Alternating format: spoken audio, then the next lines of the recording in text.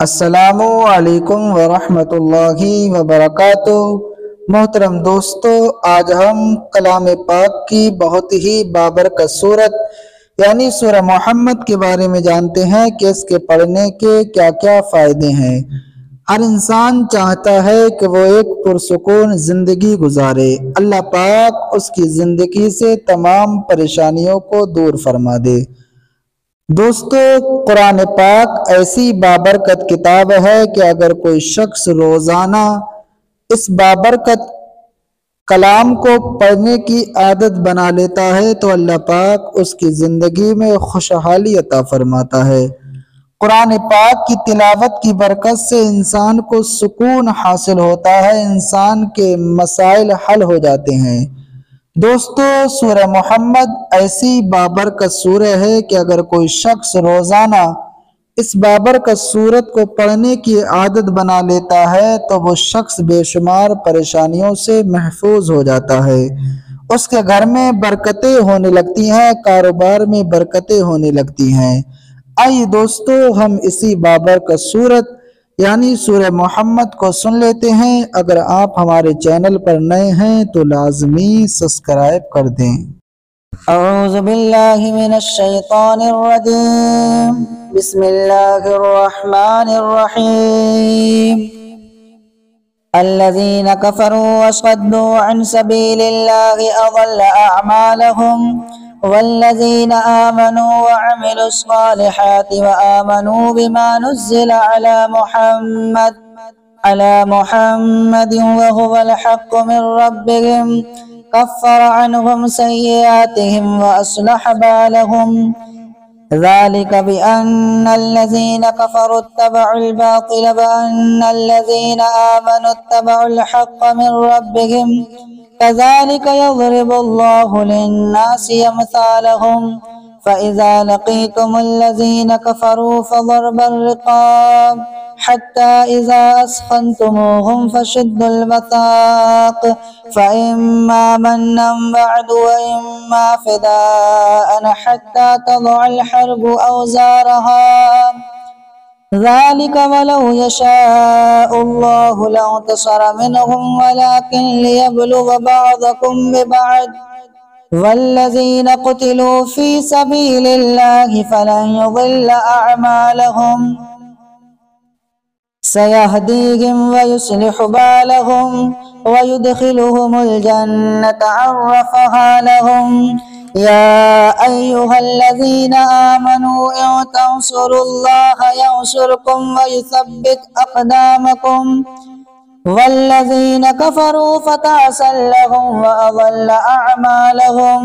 ذلك بأنهم كرهوا ما أنزل الله فأحبط أعمالهم أفلم يسيروا في الأرض فينظروا كيف كان عاقبة الذين من قبلهم دمر الله عليهم وللكافرين أمثالها ذلك بأن الله مولى الذين آمنوا وأن الكافرين لا مولى لهم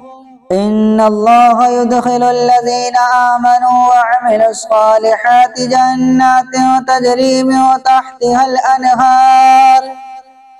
والذين كفروا يتمتعون ويأكلون كما تأكل الأنعام والنار مثوى لهم وكأي من قرية هي أشد قوة من قريتك التي أخرجتك أهلكناهم فلا ناصر لهم أفمن كان على بينة من ربه كما زين له سوء عمله واتبعوا أهواءهم مثل الجنة التي وعد المتقون فيها أنهار من ماء غير ياس وأنهار من لبن لم يتغير طعمه وأنهار من خمر لذة للشاربين وأنهار من عسل مصفى ولهم فيها من كل الثمرات ومغفرة من ربهم كمن هو خالد في النار وسقوا ماء حميما فقطع أمعاءهم ومنهم من يستمع إليك حتى إذا خرجوا من عندك قالوا للذين أوتوا العلم ماذا قال آنفا أولئك الذين طبع الله على قلوبهم واتبعوا أهواءهم مثل الجنة التي وعد المتقون فيها أنهار من ماء غير ياس وأنهار من لبن لم يتغير طعمه وأنهار من خمر لذة للشاربين وأنهار من عسل مصفى ولهم فيها من كل الثمرات ومغفرة من ربهم كمن هو خالد في النار وسقوا ماء حميما فقطع أمعاءهم ومنهم من يستمع إليك حتى إذا خرجوا من عندك قالوا للذين أوتوا العلم ماذا قال آنفا أولئك الذين طبع الله على قلوبهم واتبعوا أهواءهم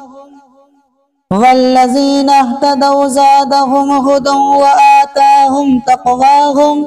فهل ينظرون إلا الساعة أن تأتيهم بغتة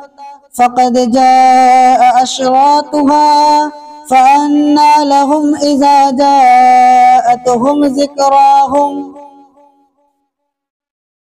فاعلم أنه لا إله إلا الله واستغفر لذنبك وللمؤمنين والمؤمنات والله يعلم تقلبكم ومثواكم ويقول الذين آمنوا لولا نزلت سورة فإذا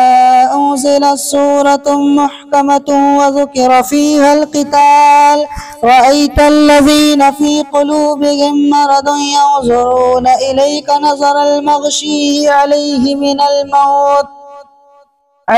من الموت فأولى لهم طاعة وقول معروف فإذا عزم الأمر فلو صدقوا الله لكان خيرا لهم فهل عسيتم إن توليتم أن تفسدوا في الأرض وتقطعوا أرحامكم أولئك الذين لعنهم الله فأصمهم وأعمى أبصارهم أفلا يتدبرون القرآن أم على قلوب أقفالها إن الذين ارتدوا على أدبارهم من بعد ما تبين لهم الهدى الشيطان سول لهم وأملى لهم ذلك بأنهم قالوا للذين كرهوا ما نزل الله سنطيعكم في بعض الأمر والله يعلم إسرارهم فكيف إذا توفتهم الملائكة يضربون وجوههم وأدبارهم ذلك بأنهم اتبعوا ما أسخط الله وكرهوا رضوانه فأحبط أعمالهم